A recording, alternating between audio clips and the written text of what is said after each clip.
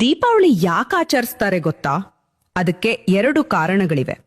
ಶ್ರೀರಾಮ, ಸೀತೆ ಮತ್ತು ಲಕ್ಷ್ಮಣ 14 ವರ್ಷ ವನವಾಸ ಮುಗಿಸಿ ರಾಕ್ಷಸ ರಾವಣನನ್ನು ಕೊಂದು ಸೀತೆಯನ್ನು ಕರೆದುಕೊಂಡು ಲಕ್ಷ್ಮಣನ ಜೊತೆಗೆ ಅಯೋಧ್ಯೆಗೆ ಮರಳಿದ ರಾಮನಿಗೆ ಅಯೋಧ್ಯೆಯ ತುಂಬ ದೀಪಾಲಂಕಾರ ಮಾಡಿ ರಾಮನಿಗೆ ಸ್ವಾಗತ ಮಾಡಿ ಸಂಭ್ರಮಿಸಿತು.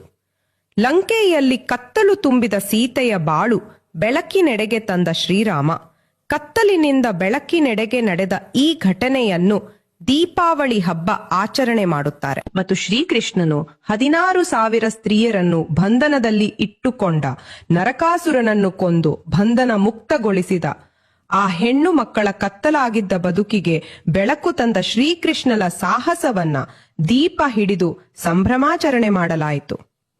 ಕತ್ತಲು ತುಂಬಿದ ಹೆಣ್ಣು ಮಕ್ಕಳ ಬದುಕಿಗೆ ಬೆಳಕು ತಂದ ದಿನದಂದು ದೀಪಾವಳಿ ಆಚರಿಸುತ್ತಾರೆ.